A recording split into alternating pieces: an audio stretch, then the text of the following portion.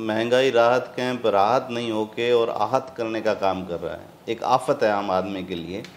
जिन योजनाओं की घोषणा अशोक गहलोत जी ने बजट में की, उन घोषणाओं को लागू करने के लिए किसी भी रजिस्ट्रेशन की आवश्यकता थी होगी ऐसा मैं नहीं समझता। आम आदमी अपने आप को दुखी और ठगा हुआ महसूस कर रहा है और वो अवसर की उम्मीद कर रहा है कि जब उसे वोट देने का मौका आएगा तो निश्चित रूप से अशोक गहलोत की सरकार को उखाड़ फेंकेंगे। पिछले 4.5 साल मैं मानता हूं कि राजस्थान के लिए एक बहुत दुर्भाग्यपूर्ण समय रहा है। कांग्रेस नकल कर रही है, बीजेपी को कॉपी करने की कोशिश कर रही है। तो आप पहनावा उनके जैसा कर सकते हैं, कार्यशैली उनकी जैसे कर सकते हैं, लेकिन जो काम करने का जो मोदी जी में क्षमताएं हैं, उनमें जो कंटेंट हैं, उनकी जो जनहितैषी योजनाएं हैं, वो आप कहाँ से लाओगे? What is the difference between political work and social work? Congress के नेता राहुल गांधी जी जिन मुद्दों को लेकर चुनाव में गए, किसानों की कर्ज माफ़ी और बेरोजगारी भत्ते के मुद्दे पे लोग चुनाव लड़ा, और ये मैं मानता हूँ कि लोगों ने इनकी बातों में आके वोट दिया और फिर सरासर ठगी की।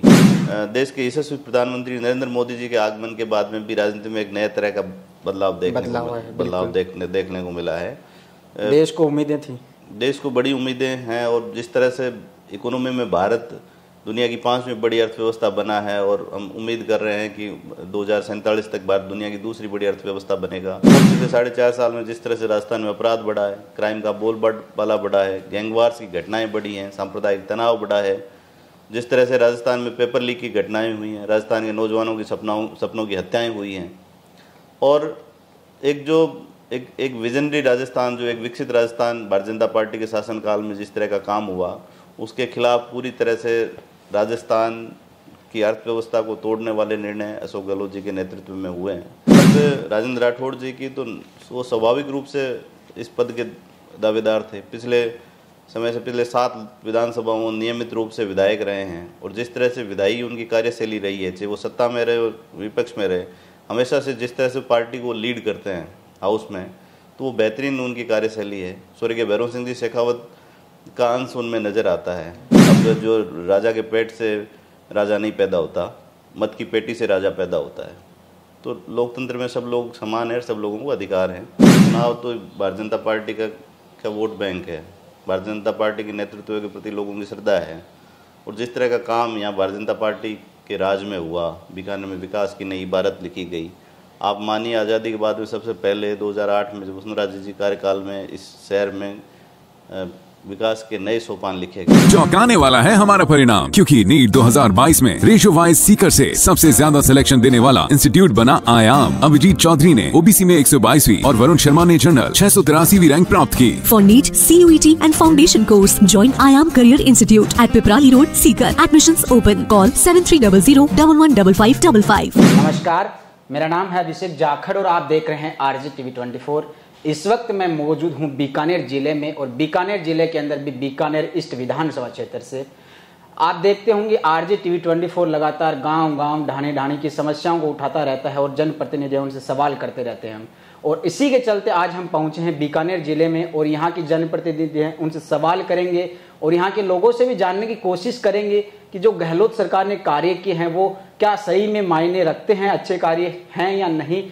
और भाजपा जो दावेदारी कर रही है लगातार कि गहलोत सरकार ने कार्य अच्छे नहीं किए हैं, उन सब के बारे में भी जानेंगे। और आज हमारे साथ भाजपा के नेता हैं डॉक्टर सुरेंद्र सिंह जी शेखावत साहब, उनसे भी जानेंगे कि इन्होंने क्या क्या जो भाजपा की रणनीति है, नीति है, उन सब के बारे में जानने की कोशिश करेंगे। और इनके बारे में मैंने जैसे लोगों से पूछा और कुछ मैंने जानने की कोशिश की, तो एक गांधी जी को मानते हैं, जेपी को मानते हैं, लोहिया को मानते हैं, तो इनकी विचारधाराएं अलग थी और भाजपा की विचारधाराएं अलग है। उन सब के बारे में जानने की कोशिश करेंगे। आइए जानते हैं। नमस्कार सर, आपका RJTV 24 पर स्वागत है। नमस्कार जाखड़ साहब। तो सबसे पहला सवाल तो मेरा यही है कि आपकी पारिवारिक पृष्ठभूमि कैसी रही है और राजनीति की शुरुआत कैसे हुई? पारिवारिक पृष्ठभूमि में मेरे पिता चिकित्सक थे। लूणगंज से एक कस्बा है बीकानेर से 70 किलोमीटर दूरी पे, वहाँ चिकित्सक के काम करते थे और साधारण परिवार से रहे। मेरी स्कूलिंग 8वीं क्लास तक लूणगंज की एक प्राइवेट स्कूल है, ग्रामोत्थान विद्या निकेतन, वहाँ पढ़ा, और उसके बाद में सरकारी स्कूल में 12th किया। उसके बाद में कॉलेज के लिए बीकानेर आया, डूंगर कॉलेज में एडमिशन लिया, और डूंगर कॉलेज में एडमिशन के साथ ही स्टूडेंट पॉलिटिक्स की शुरुआत हो गई। अखिल भारतीय विद्यार्थी परिषद जो बड़ा छात्र संगठन है देश का, पूरे देश में जो काम करता है उस संगठन में काम करते हुए समाज जीवन में छात्रों के बीच और दूसरे जन सरोकारों से जुड़े मुद्दों पे काम करना सीखा और एक सतत छात्र राजनीति की शुरुआत हो गई, जो बाद में भारतीय जनता पार्टी की युवा शाखा, युवा मोर्चा होते होते और अब मेन स्ट्रीम पॉलिटिक्स में आना हुआ है। अच्छा, पढ़ाई कहाँ तक की आपने?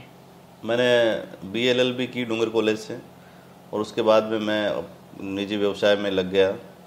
बाद में फिर मैंने डिस्टेंस एजुकेशन से सोशल वर्क में मास्टर किया और जैन विश्व भारती लाडनू से PhD की डिग्री ली। अच्छा, PhD किया आपने जी। सर, मुझे एक चीज़ बताइए कि मैंने सुना है कि आपको पढ़ाई का बहुत ज़्यादा शौक है। आपने गांधी को पढ़ा है, लोहिया के बारे में पढ़ा है, JP के बारे में पढ़ा है, तो इनसे आपने अपने निजी जीवन में क्या सीखा? देखिए, गांधी, JP, लोहिया, पंडित दीनदयाल उपाध्याय, इन सबको पढ़ा और अटल बिहारी वाजपेयी, भैरों सिंह शेखावत जैसे नेताओं की कार्यशैली को देखा। एक राजनीतिक कार्यकर्ता होने के नाते जो सोच समझ विकसित होनी चाहिए, मैं मानता हूं कि आपके खिड़की दरवाजे हमेशा खुले रहने चाहिए। हर विचार को, आइडियोलॉजी को,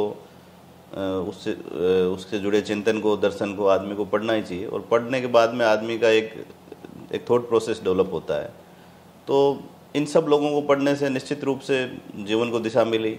पॉलिटिक्स क्यों करनी चाहिए, मैं देखता हूं कि हमारे समकालीन राजनीतिक कार्यकर्ता बहुत सारे तो इसी मसले में उलझते रहते हैं कि उन्हें पॉलिटिक्स क्यों करनी चाहिए।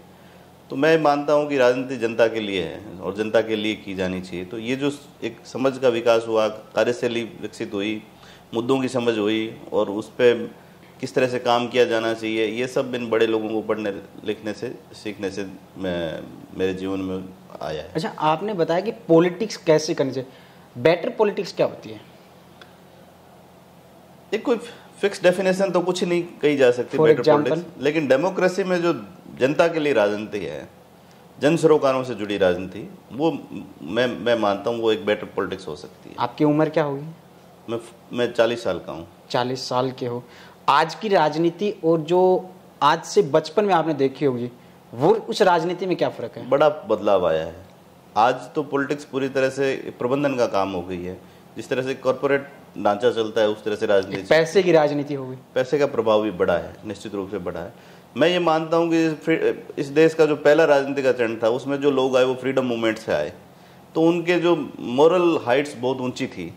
वो आज़ादी के जंग में लड़ रहे थे, जेल गए, आंदोलन किए, अंग्रेजों के खिलाफ लड़े, और फिर जब वो राजनीति में आए तो निश्चित रूप से उनका जो वैचारिक स्तर था, मोरल हाइट्स थी, बहुत ऊंचाई पे थी।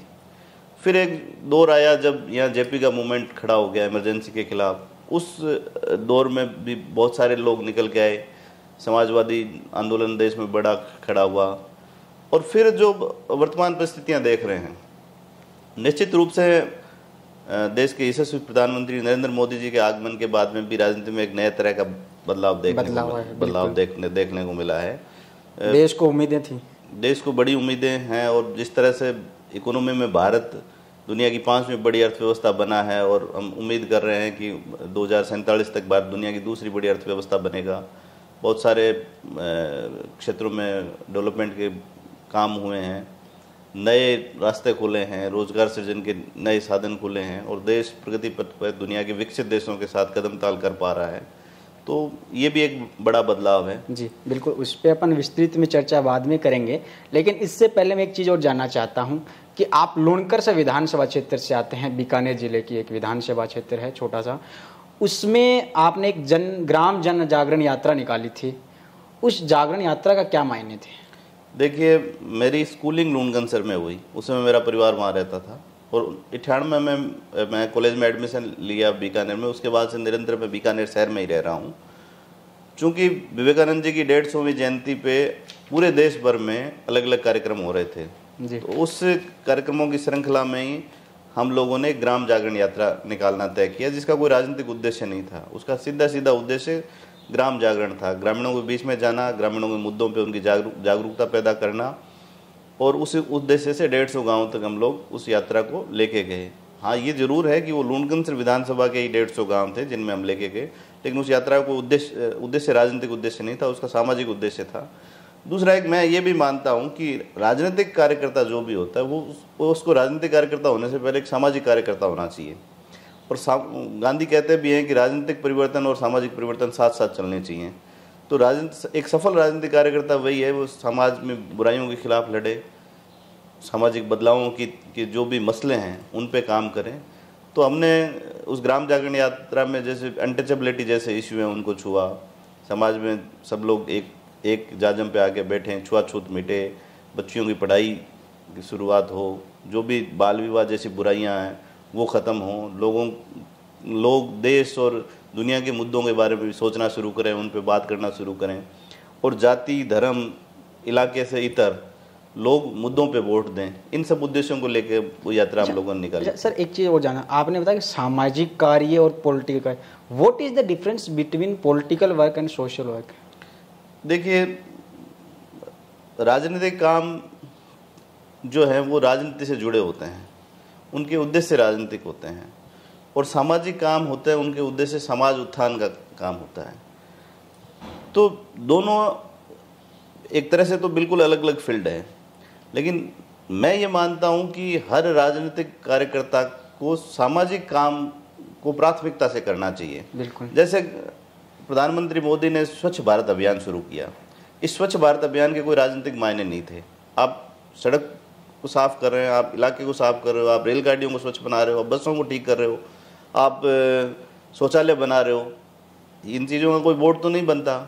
लेकिन ये काम एक आम नागरिक की जिम्मेदारी है, तो प्रधानमंत्री ने उस जिम्मेदारी को समझा, और गांधी जी ने कभी स्वच्छ भारत की बात की थी, फिर उनके जो तथाकथित उनके जो फॉलोवर हैं उनका राज रहा, लेकिन उन्होंने कभी उस दिशा में काम नहीं किया। लेकिन प्रधानमंत्री मोदी जी ने उस काम को किया। कांग्रेस के बारे में तो बात नहीं कर रहे हैं।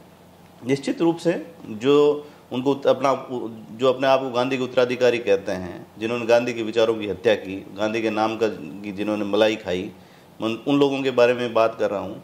गांधी ग्राम जागरण ग्राम स्वराज्य के हितैषी थे, उन्होंने छोटे उद्योगों की बात की, लेकिन जैसे ही नेहरू भारत के पहले प्रधानमंत्री बने, वो गांधी के विचारों से इतर वो इंडस्ट्रियलाइजेशन पे आ गए।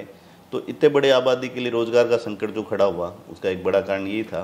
आज हम सब लोग वापस लघु उद्योग की तरफ जा रहे हैं, ग्राम आधारित अर्थव्यवस्था की तरफ वापस बढ़ रहे हैं। तो इस देश की पॉपुलेशन के लिए अनुकूल जो चीज़ें थी वो होनी चाहिए थी। अच्छा, आप लोणकर से एक यात्रा निकालते हैं, लेकिन चुनाव लड़ने की तैयारी कर रहे हैं आप बीकानेर से, आखिर क्यों?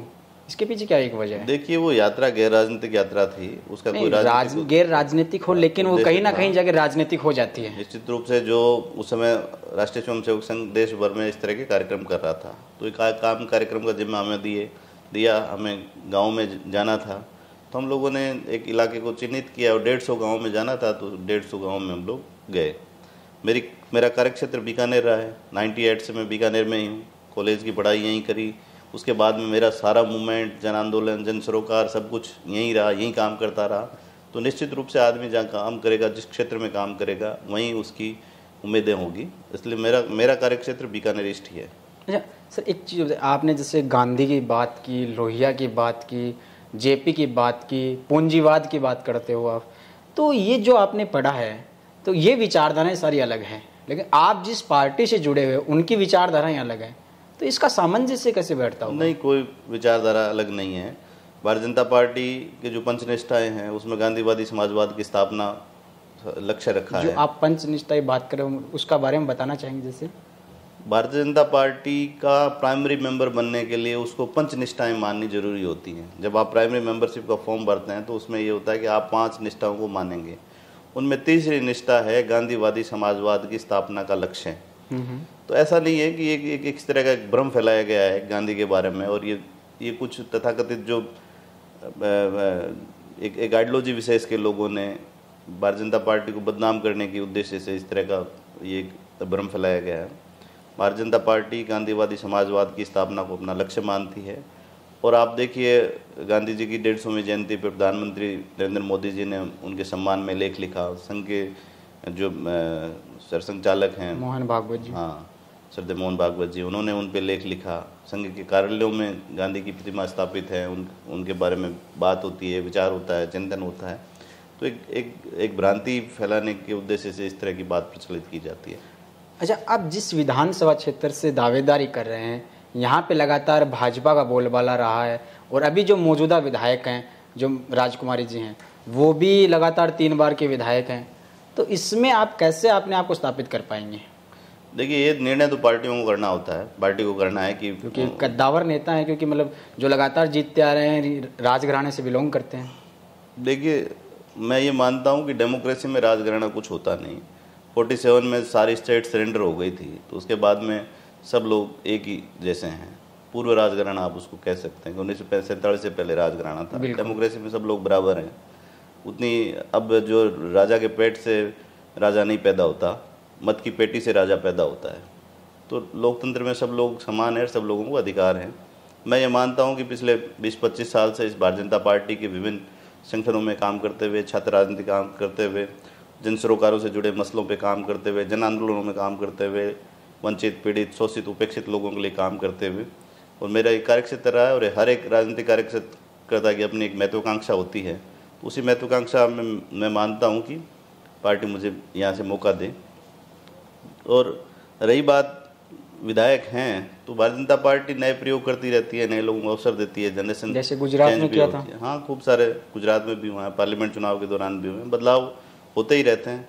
ये पार्टी को देखना है कि उनको लगता है कौन ज़्यादा उपयुक्त है।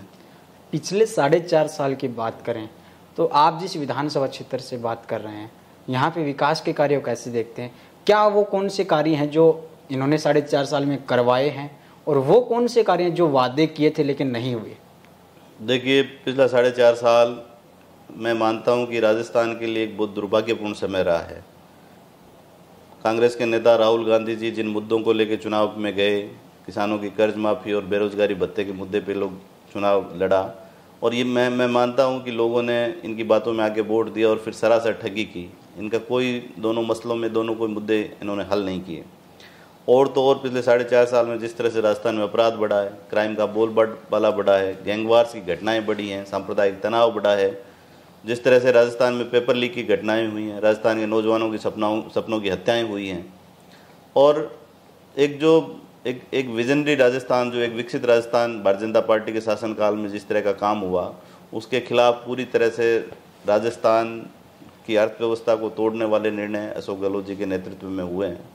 कोई किसी भी वादे पे खरे नहीं उतरे हैं। आम आदमी अपने आप को दुखी और ठगा हुआ महसूस कर रहा है, और वो अवसर की उम्मीद कर रहा है कि जब उसे वोट देने का मौका आएगा तो निश्चित रूप से अशोक गहलोत की सरकार को उखाड़ फेंकेंगे। अच्छा, एक चीज़ आपने ये जो अशोक गहलोत की बात है, मैं तो आपको बीजेपी की बात कर रहा था, लेकिन कोई बात नहीं। मैं एक चीज़ जानना चाहता हूँ कि जो ये कोरोना काल का जो पीरियड आया था 2020 के बाद में, इसमें आपने सामाजिक सौहार्द के लिए क्या क्या कार्य करवाए? कोरोना पीरियड में एक काम तो हमने बड़ा काम साझा चूल्हा चलाया, और ये जो एक पर्टिकुलर एरिया है वहाँ जिन लोगों की स्थिति खराब थी, मजदूरी करने वाले गरीब लोग थे, जिनके यहाँ भोजन का संकट पैदा हुआ, तो साझा चूल्हा में हमने एक संयुक्त रूप से कुछ लोगों को मिला के खाना बनता था। रोज़ाना 2,500 से 3,000 लोगों तक खाने के पैकेट पहुँचाए।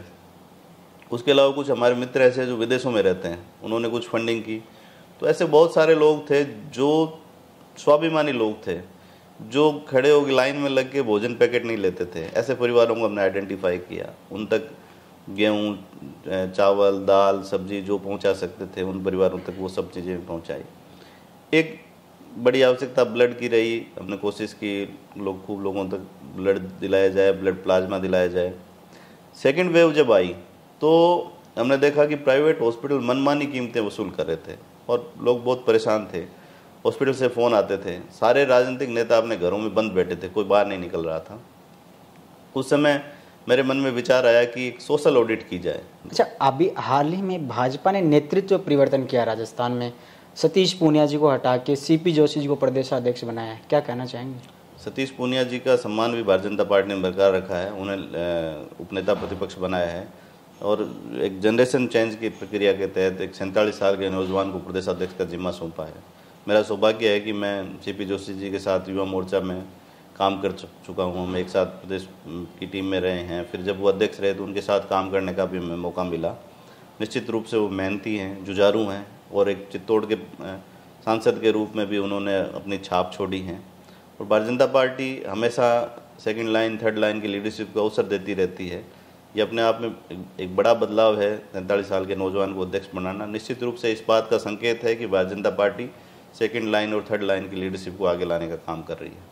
अच्छा, एक चीज़ और जानना चाहता हूँ कि आप राजेंद्र राठौड़ साहब के करीबी माने जाते हैं, उनको भी नेता प्रतिपक्ष बना दिया है, तो क्या ये एक राजनीतिक जातिवाद का एक समीकरण सामंजस्य बैठा रहे हैं कि भाई राजपूत समाज जो बाहुल्य क्षेत्र है, मतलब इनका एक टारगेट करके वोटिंग जातिगत के आधार पे, मतलब देखिए भारतीय जनता पार्टी जाति की व्यवस्था में विश्वास नहीं करती और वहाँ में कोई भी निर्णय मैं मानता हूँ कि जाति के आधार पर नहीं होते। रही बात राजेंद्र राठौड़ जी की, तो वो स्वाभाविक रूप से इस पद के दावेदार थे। पिछले समय से पिछले 7 विधानसभाओं नियमित रूप से विधायक रहे हैं और जिस तरह से विधायी उनकी कार्यशैली रही है, चाहे वो सत्ता में रहे और विपक्ष में रहे, हमेशा से जिस तरह से पार्टी को लीड करते हैं हाउस में, तो वो बेहतरीन उनकी कार्यशैली है। स्वर्गीय भैरव सिंह जी शेखावत का अंश उनमें नज़र आता है कि वो सड़क पे भी और सदन में भी दोनों जगह उनकी उपस्थिति निश्चित रूप से रहती है। और कटारिया जी को राज्यपाल बनाने के बाद में वो स्वाभाविक दावेदार थे, तो उनको निश्चित रूप से मौका दिया गया है। तीसरी बात जो आपने कही करीबी की, तो मैं तो सब लोगों से भारतीय जनता पार्टी का जो भी प्रदेश नेतृत्व है उन सबसे अच्छे संबंध हैं, चाहे वो सीपी जोशी जी हों, सतीश पूनिया जी हों, वसुंधरा सिंधिया जी हों, राजेंद्र राठौड़ जी हों, सबसे ही हम कोशिश करते हैं उनसे सीखें, उनकी कार्यशैली से सीखें, जन सरोकारों से जुड़े जो उनके तौर तरीके हैं काम करने के, उनसे सीखने की कोशिश करते हैं। अच्छा, आपने भैरू सिंह जी शेखावत की चर्चा की। भैरू सिंह शेखावत के जन्म दिवस पे आप एक आयोजन करते हैं, जो कि मतलब सबसे पहले आपने शुरुआत की उसकी, उसके बाद में भाजपा ने भी शुरुआत कर दी, तो क्या भाजपा उनको भूल चुकी थी पहले? देखिए भारतीय जनता पार्टी कभी अपने पुरखों को भूलती नहीं है, सदैव याद रखती हैं। हाँ, ये जरूर है कि पहला कार्यक्रम उनकी जन्म शताब्दी वर्ष शुरू होने पर पहला कार्यक्रम मैंने बीकानेर में किया, सफल आयोजन हुआ, पार्टी के लोगों ने खूब सहयोग किया, सब लोग आए, गैर राजनीतिक आयोजन था, दूसरी पार्टियों के लोग भी आए। भैरव सिंह जी के प्रति सब लोगों की श्रद्धा और सम्मान है कि जिस तरह से मुख्यमंत्री के रूप में उन्होंने राजस्थान को विकास के नए कीर्तिमान स्थापित किए थे, लोगों को भैरव सिंह जी के प्रति श्रद्धा भाव से लोगों सम्मान करते हैं। और बाद में भारतीय जनता पार्टी ने अभी उनकी पुण्यतिथि पे उनके पैतृक गांव खजरेवास में बड़ा आयोजन किया और एक कमेटी बनाई है। भारतीय जनता पार्टी आने वाले 1 साल तक नियमित उनकी जन्म शताब्दी पे कार्यक्रम करती रहेगी। चुनाव आ रहे हैं, उसी समय क्यों कर रही है? नहीं, वो तो जन्म शताब्दी है ना, वो तो ये तो एक सौभाग्य है, फॉर्चुनेट है कि चुनाव भी है और उनकी जन्म शताब्दी भी है।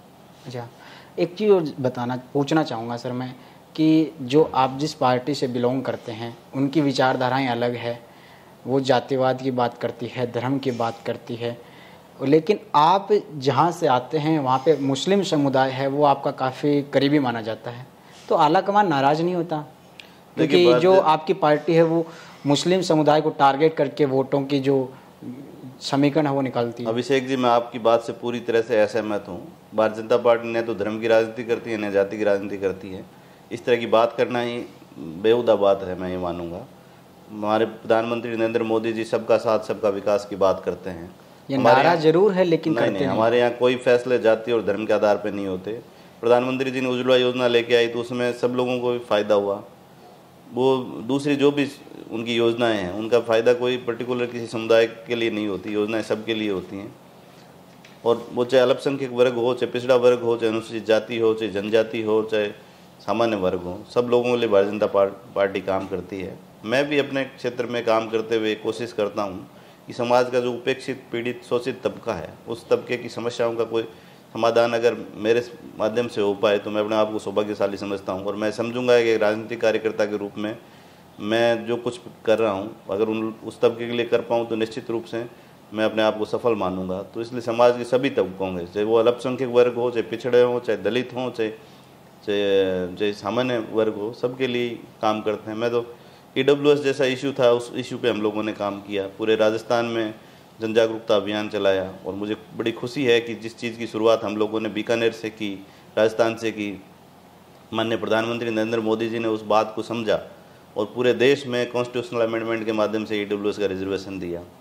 तो वो सब तबके में काम करते हैं। राजनीतिक कार्यकर्ता की जिम्मेदारी भी होती है कि वो जाति धर्म से इतर जाके और हर वर्ग के लिए काम करें। अच्छा, एक चीज़ और जानना चाहता हूँ कि जो आपके यहाँ के मौजूदा विधायक हैं, जो मैडम, वो यहाँ के क्षेत्र के लोगों से बहुत कम टच में रहती है और जो पार्टी के नेता हैं बड़े बड़े, उनके भी बहुत कम टच में रहते हैं, क्या कहना चाहेंगे इसके बारे में? जाकिर साहब, मैं कोई विशेष टिप्पणी नहीं करना चाहूँगा इस बात पे। उनकी कुछ निजी व्यस्तताएं रहती होंगी और जहाँ संभव होता है तब वो इलाके में आती भी हैं। लोगों की टच में बहुत कम रहती है, मतलब क्षेत्र में लोगों को बहुत कम जानते हैं, उसके बावजूद चुनाव कैसे जीत जाते हैं? वो तो चुनाव तो भारतीय जनता पार्टी का वोट बैंक है। भारतीय जनता पार्टी के नेतृत्व के प्रति लोगों की श्रद्धा है और जिस तरह का काम यहाँ भारतीय जनता पार्टी के राज में हुआ, बीकानेर में विकास की नई इबारत लिखी गई। आप मानिए, आज़ादी के बाद में सबसे पहले 2008 में जब वसुंधरा जी कार्यकाल में इस शहर में विकास के नए सोपान लिखे गए, तो ये शहर जो हमारा इलाका है वो भारतीय जनता पार्टी की विचार में विश्वास करने वाले लोग हैं, तो निश्चित रूप से वोट भाजपा के पक्ष में पड़ता है। माननीय गहलोत साहब ने एक महंगाई राहत कैंप चला रखा है, जिसके बलबूते पे आने वाले 2023 का चुनाव है वो रिपीट करना चाहते हैं, क्या कहना चाहेंगे? क्या महंगाई राहत कैंप के माध्यम से जनता को सच में राहत मिल रही है या नहीं? आप क्षेत्र में जाते हैं, लोगों से मिलते भी होंगे। महंगाई राहत कैंप राहत नहीं होके और आहत करने का काम कर रहा है। एक आफत है आम आदमी के लिए।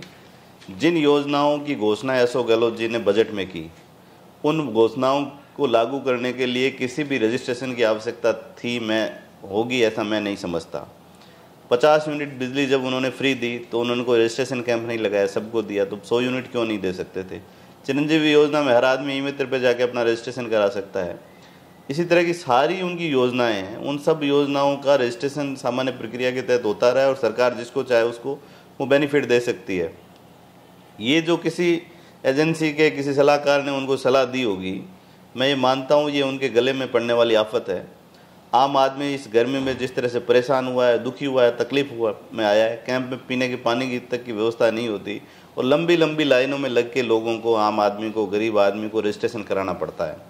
तो एक पूरी तरह से एक प्रोपेगेंडा है किसी सलाहकार ने, किसी एजेंसी ने, जो आजकल नई नई एजेंसियां बन गई है चुनाव प्रबंधन की, उनकी सलाह से ये जो उन्होंने काम किया है उनके गले पड़ने वाला है। लोग महंगाई राहत कैंप की व्यवस्था से बहुत परेशान हैं और वास्तव में अगर गहलोत साहब फ़ायदा देना चाहते थे तो बिना किसी रजिस्ट्रेशन के भी फ़ायदा दिया जा सकता था। तो उनसे उनकी मंशा जाहिर हो गई है कि वो राजस्थान में कोई राहत नहीं देना चाहते। जिस तरीके से भाजपा प्रधानमंत्री का चुनाव हो या फिर मुख्यमंत्री का चुनाव हो, उसमें सिर्फ एक चेहरा होता है नरेंद्र मोदी जी का, उसी तरह की स्ट्रेटजी आजकल कांग्रेस अपना रही है। प्रधानमंत्री जी भी रात को आते हैं और कुछ बयान देते हैं और घोषणाएं कर देते हैं, उसी तरीके की घोषणाएं आजकल गहलोत जी कर रहे हैं, मध्य रात्रि को 10 बजे आके, 11 बजे आके, और आजकल चुनाव में चेहरा भी सिर्फ गहलोत जी को रिप्रेजेंट कर रहे हैं। क्या कहना चाहेंगे इसके बारे में? क्या सेम डिटो स्ट्रेटजी अपना रहे हैं? और अभी हाल ही में एक जो चुनावी घोषणा नहीं, एक सभा थी, उसमें प्रधानमंत्री मोदी जी और गहलोत जी एक साथ दिखे थे, सेम ड्रेस थी, सारा ड्रेस कोड सेम था। इसके पीछे क्या मानते होंगे आप? अब आप इस बात से तो सहमत हैं कि कांग्रेस नकल कर रही है, बीजेपी को कॉपी करने की कोशिश कर रही है। तो आप पहनावा उनके जैसा कर सकते हैं, कार्यशैली उनकी जैसे कर सकते हैं, लेकिन जो काम करने का जो मोदी जी में क्षमताएं हैं, उनमें जो कंटेंट हैं, उनकी जो जनहितैषी योजनाएं हैं, वो आप कहाँ से लाओगे?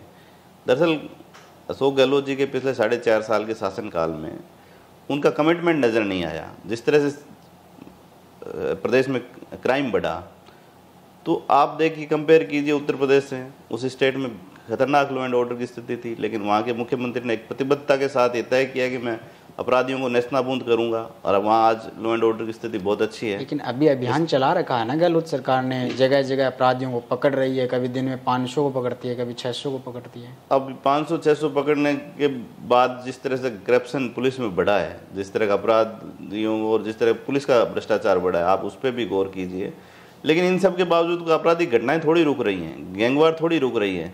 आम आदमी को रोजाना टेलीफोन पे धमकी मिल रही है, बड़े नेताओं को टेलीफोन पे धमकी मिल, राजस्थान के 2 MLAs को टेलीफोन पे मारने की धमकी मिली है। तो जिस तरह से सरकार के पुलिस का पार्टी के एक विधायक थे, उनको भी मिली है धमकी, जिस तरह से पुलिस का इकबाल खत्म हुआ है, ये राजस्थान के लिए बड़ी चिंता की बात है कि आम आदमी डर से, भय से अपना जीवन यापन करे। तो ये कितनी बुरी बात है। मुख्यमंत्री जिम्मेवारी बनती है कि वो राज्य के गृह मंत्री भी हैं, उनको गृह मंत्री रहने का अधिकार उन्होंने खो दिया है।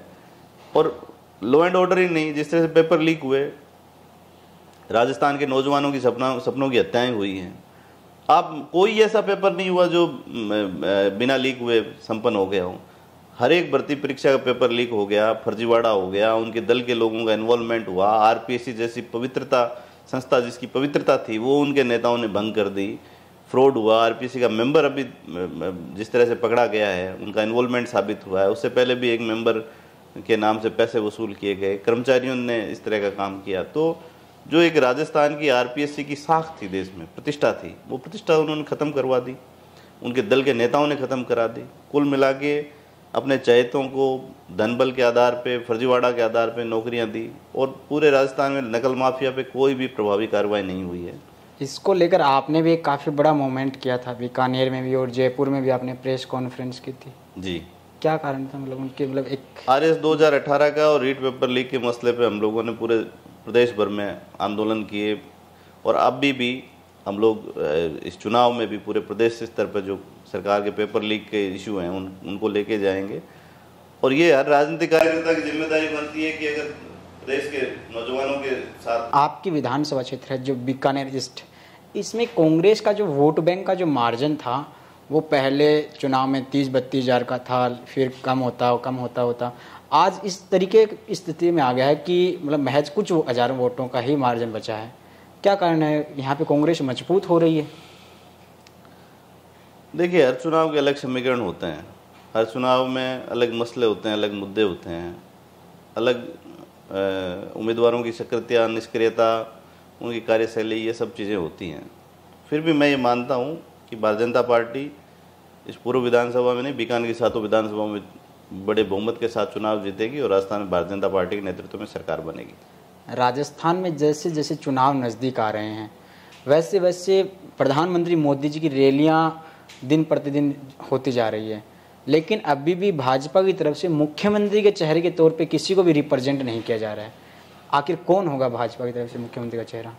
भाजपा कमल के चिन्ह पे चुनाव लड़ती है और प्रधानमंत्री नरेंद्र मोदी भारतीय जनता पार्टी के चेहरे हैं। भारतीय जनता पार्टी के हमारे प्रभारी इस बात को स्पष्ट कह चुके हैं कि मोदी जी के चेहरे पे चुनाव लड़ने जाएंगे। भारतीय जनता पार्टी का प्रत्येक कार्यकर्ता अपने आप को नरेंद्र मोदी मानते हुए, कमल का सिपाही मानते हुए और चुनाव में वोट मांगने जाएगा और निश्चित रूप से भारतीय जनता पार्टी को सफलता मिलेगी।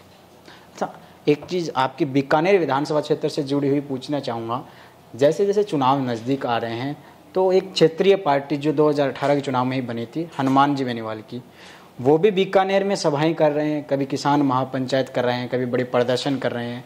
अभी हाल ही में लोणकर से जो जहाँ से आप आते हैं वहाँ पे एक किसान महापंचायत हुई, और अभी बीते दिनों की बात करें तो श्री डूंगरगढ़ में भी एक किसान महापंचायत हुई, और अभी शायद नोखा के अंदर भी होने वाली है। तो आखिर बीकानेर को क्यों इतना बड़ा टारगेट किया जा रहा है? देखिए, लोकतंत्र में सभी राजनीतिक दलों को अधिकार है अपनी बात रखने का, मुद्दे रखने का, रैली करने का, चुनाव लड़ने का। इससे आपको नुकसान नहीं होगा? नुकसान फायदा तो दूसरा मसला है।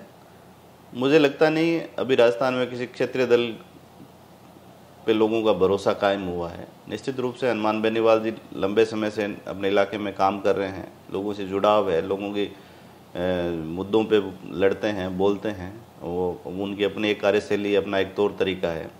लेकिन जब तक किसी राजनीतिक दल का आइडियोलॉजिकल बेस नहीं होता, विचारधारा आधारित दल नहीं होता, एक व्यक्ति और परिवार का जो दल होता है उस दल की अपनी एक सीमाएं होती हैं। वो ठीक है, अगर कुछ लोग उनकी बात से सहमत होंगे तो उनके साथ जाएंगे, वोट भी पड़ेगा, लेकिन मुझे नहीं लगता कि भारतीय जनता पार्टी को किसी तरह का नुकसान आरएलपी के कारण होगा। राजनीति में आप अच्छा नेता किसको मानते हैं, जो आपको मतलब आइडियल हो, पसंद हो, जो पहले हो रहा हो या फिर अभी प्रेजेंट मौजूदा हो ही नेता हो? देखिए, राजनीति में मैं ये मानता हूँ जो प्रो पीपल सोच रखता है, जन सरोकारों से जुड़े मुद्दों पे, मसलों पे जिसकी सक्रियता रहती है, जो हर वंचित, पीड़ित, शोषित, उपेक्षित आदमी के लिए काम करता है। मैं मानता हूँ कि जैसे हमने व्यवहारिक जीवन में अटल जी को और भैरव सिंह जी को की कार्यशैली को देखा है, निश्चित रूप से वो बड़े लोग थे, उनकी कार्यशैली बड़ी थी, सदन में भी उनकी सक्रियता रहती थी, सदन के बाहर भी उनकी सक्रियता रहती है। और वर्तमान दौर में जैसे हमारे यहाँ माणिकचंद सुराणा रहे, सोशलिस्ट थे, उनकी कार्यशैली से हम प्रभावित हुए, उनके साथ काम करने का मौका मिला, उनको देखने समझने का मौका मिला। वर्तमान राजस्थान की विधानसभा में बहुत सारे ऐसे लोग हैं नेता प्रतिपक्ष के रूप में, जैसे राजेंद्र राठौड़ जी हैं, उनकी कार्यशैली है वो अपने आप में, तो ये सब लोगों से सीखने का अवसर मिलता ही। अगर आपको अवसर मिलता है विधायक बनने का, यहाँ की जनता चुन लेती है, तो ऐसे कुछ मौजूद कार्य जो आप बीकानेर ईस्ट विधानसभा क्षेत्र के लिए करना चाहें? देखिए, ये हमारा जो शहर है ये कंपैरेटिव दूसरे संभाग मुख्यालयों की बजाय हमारे यहाँ पिछले 60-70 साल में पूर पॉलिटिकल लीडरशिप के चलते काम हुए नहीं। जिस तरह का विकास बीकानेर का होना चाहिए था, जिस तरह के रोज़गार सृजन का यहाँ स्ट्रक्चर खड़ा होना चाहिए था, जिस तरह का इंफ्रा यहाँ खड़ा होना चाहिए था, वो ये शहर उन सब चीज़ों से वंचित रहा। अगर ईश्वर मुझे इस तरह की अवसर देता है, मौका मिलता है, तो निश्चित रूप से हमारी प्राथमिकता रहेगी बीकानेर में ढांचागत विकास हो, बीकानेर में बड़े रोज़गार सृजन के साधन उपलब्ध हो, या इंडस्ट्रीज आएँ, या इस तरह की सर्विस सेक्टर से जुड़ी हुई चीज़ें यहाँ आएँ, सॉफ्टवेयर कंपनियाँ यहाँ आएँ, ताकि इस शहर का विकास हो, लोगों को रोज़गार मिले। और तीसरी ये रहेगी कि यहाँ बड़े एजुकेशनल इंस्टीट्यूट स्थापित हों, सेंट्रल यूनिवर्सिटी खुलनी चाहिए, सेंट्रल एग्रीकल्चर यूनिवर्सिटी खुलनी चाहिए, IIT IIM जैसे राष्ट्रीय स्तरीय इंस्टीट्यूट्स इस शहर में खुलने चाहिए। और इसके साथ ही हेल्थ सेक्टर में भी इस शहर में बहुत कुछ आवश्यकता है। बड़े इंस्टीट्यूट्स, बड़े मेडिकल इंस्टीट्यूट की शहर में ज़रूरत है।